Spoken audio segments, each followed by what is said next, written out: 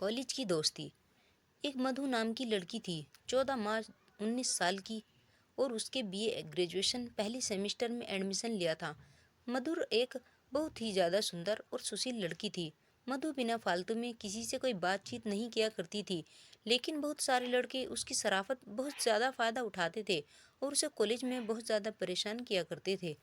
एक दिन की बात है, मधु कॉलेज के गेट से कॉलेज अंदर जा ही रही थी कि रास्ते में उसके सीनियर लोग मिल जाते हैं। जिसके सीनियर लोग मिलते हैं, मधु को तुरंत ही अपने पास बुला लेती है, क्योंकि मधु देखने में काफ़ी ज़्यादा चंचल और सुशील लगती थी। जैसे ही मधु अपने सीनियर के पास जाती है, तो उसे मधु अपने सीनियर से कहती है कि क्या बात है, बताइए। उसका सीनियर कहता है, क्या तुम्हें ABCD लिखने आती है? तभी मधु कहती है कि अगर मुझे ABCD लिखनी नहीं आती, मैं कॉलेज में कैसे पहुंच जाती। इतना सुनते ही सीनियर लड़के और लड़कियों को बहुत ज़्यादा गुस्सा आ जाता है।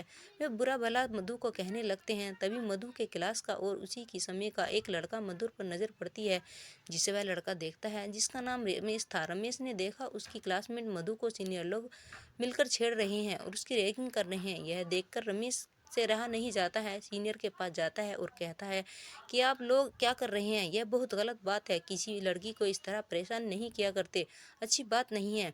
इसके बाद सीनियर लड़के तथा रमेश में काफ़ी ज़्यादा बहस हो जाती है और आखिरकार मधु रमेश को अपने साथ लेकर कॉलेज के अंदर आ जाता है। जैसे ही मधु और रमेश क्लास करके बाहर निकलते हैं, रमेश से मधु कहती है कि कॉलेज में जो लड़के मुझे परेशान कर रहे थे, मुझे उससे बचाने के लिए आपका शुक्रिया। तभी रमेश कहता है, ऐसी कोई बात नहीं है, मुझे शुक्रिया करने की ज़रूरत नहीं है, क्योंकि तुम मेरी क्लासमेट हो और तुम्हारी सुरक्षा और रक्षा करना मेरा फ़र्ज़ होता है। इन सभी बातों को सुनकर मधु को रमेश और काफ़ी ज़्यादा प्यार आने लगता है। तब कॉलेज में और रमेश दोनों एक साथ जाते हैं। साथ ही आते जाते समय दोनों एक साथ जाते हैं। रमेश को पता चलता है कि कॉलेज में बहुत सारे लड़के होते हैं जो एंजॉय के लिए जूनियर लड़कियों की रैगिंग करते हैं। और रमेश मधु से कहता है कि अगर पहले आ जाओगी कॉलेज, तो तुम कॉलेज अंदर मत जाना, मेरा बाहर ही इंतज़ार करना। जब मैं कॉलेज आऊँगा तो मेरे साथ अंदर चलना, फिर इसके बाद किसी को भी कॉलेज में अंदर तुम्हें कुछ कहने की हिम्मत नहीं होगी।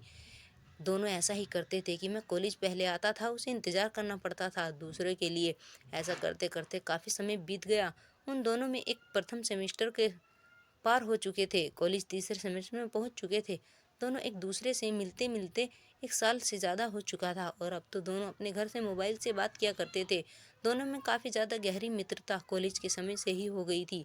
अब दोनों मिलकर कॉलेज जाते थे क्लास लेने के लिए, और कॉलेज दोनों प्रतिदिन आने के कारण दोनों क्लास में अच्छी रेपुटेशन पर पहुंच गए थे। दोनों को एक साथ आते जाते देख क्लास के सब लड़के लड़कियां दोनों के बारे में बहुत ज़्यादा गलत सलत बातें किया करते थे।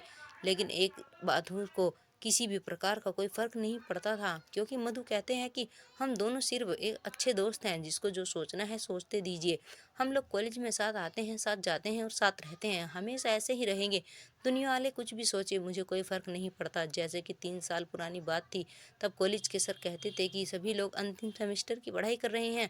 बधाई देने के बाद, परीक्षा देने के बाद हम सभी लोगों को छुट्टी होने वाली थी। लेकिन मधु को इस बात की चिंता होने लगी थी कि रमेश हमेशा दोस्ती के कारण वह एक कदम चलना भी दूर हो जाता था, कॉलेज आना भी नहीं चाहते थे। आशीष मिश्रा का आखिरी एग्ज़ाम हो रहा था, तभी मधु ने रमेश से कहती है कि मुझे तुम्हारी रहने की आदत नहीं है, आज हम कॉलेज बंद हो ही जाएगा, अब तो क्लास करना भी कॉलेज नहीं आएगा, मुझे अपनी आदत लग गई है, मैं तुम्हारे बिना नहीं रह सकती हूँ। इसके साथ रमेश करता है कि मेरा भी हाल ऐसा ही है, क्योंकि हम लोग पिछले 3 साल से एक साथ रहते हैं, एक साथ आते जाते हैं, एक साथ क्लास में एक साथ पढ़ाई करते हैं, साथ ही साथ हम कॉलेज से बाहर सताकर घर में भी एक दूसरे पर फ़ोन से बातें करते हैं। ऐसे में कॉलेज ख़त्म होने के बाद हम दोनों को एक दूसरे से मिलने की तरह भी आने जाने का ख्वाब टूट ही जा गया।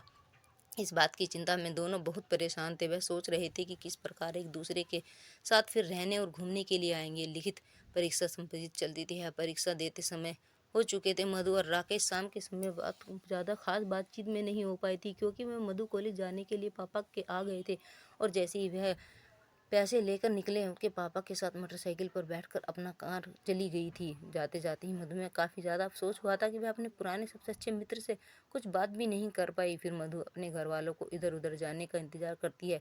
जैसे ही घर वाले रह जाते हैं, मधुर अपने कमरे में जाती है और रमेश पर फ़ोन करती है। जैसे ही फ़ोन करती है, रिंग की केस फ़ोन उठा लेता है और कहता है कि मुझे पता था कि तुम फ़ोन ज़रूर करोगी। इसके बाद तो कहती है कि मुझे माफ़ कर दीजिए, मैं कॉलेज में सबसे ज़्यादा बात नहीं कर पाई, क्योंकि मेरे पापा आ गए थे मुझे लेने और बोल रहे थे जल्दी घर चलो, मुझे बहुत सारा काम है। इसके बाद तो मैं कहती हूँ कि मुझे आपके बिना बिल्कुल भी मन नहीं लग रहा है। इसके बाद राकेश भी कहता है कि मुझे भी, और मेरे दिल में भी हार ही कुछ ऐसा ही है। तभी मधु कहती है कि लगता है हम दोनों को प्यार हो गया है और हम दो एक दूसरे के बिना नहीं रह सकते।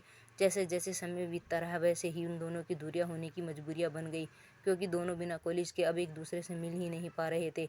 अब तो दोनों की व्हाट्सएप कॉलिंग और ऑडियो कॉलिंग पर ही ज़्यादा बातचीत होती रहती थी। एक समय ऐसा था जिसके 24 घंटे बात किया करते थे, दोनों के बिना एक मिनट भी नहीं मन नहीं लगा करता था। इसके बाद एक दिन दोनों में ही क्या हूँ, लोग इस तरह फ़ोन पर ही बातें करेंगे सभी दिन। अभी मधु कहती है और घर वाले मेरे शादी के लिए लड़की देख रहे हैं। और आगे मधु कहती है कि जो भी हो जाए ऐसे शादी करूँगी, बिल्कुल करूँगी। मुझे तो तुम भूल ही गए, पसंद हो तो मैं तुम्हें शादी करूँगी, तुमसे ही करूँगी। एक दिन मधु के पिता मधु को अपने पास बुलाते हैं और कहते हैं कि बेटा मैं तुम्हारे लिए एक लड़का पसंद किया है, इस फाइल में उसकी फ़ोटो है, तुम देख कर बताओ क्या तुम्हारे लिए सही रहेगा। यह सुनते ही मधु काफ़ी ज़्यादा गुस्सा आ जाता है। वह कहती है कि मेरे लिए लड़का या किसी प्रकार का हुआ ढूंढने की कोई ज़रूरत नहीं है, क्योंकि मैं अब साधु करूँगी, अपनी पसंद की लड़की से शादी करूँगी और अपने पसंद के लड़के से पहले ये पसंद कर चुकी हूँ। मैं उसके बिना एक मिनट एक सेकंड भी नहीं रह सकती हूँ। ऐसे किसी से शादी करने के बारे में मैं सोच भी नहीं सकती। फिर मुझे भी माता पिता मर के रमेश की पूरी जानकारी लेते हैं और उसका घर खानदान देखने में के लिए घर जाते हैं। दोनों परिवार में काफ़ी देर तक बातचीत होती है। फिर अंत में दोनों का प्यार जीत जाता है। यह दोनों के घर वाले दोनों की शादी के लिए राजी हो जाते हैं। हाँ, उसे दोनों मधुर और से बिल्कुल खुशी खुशी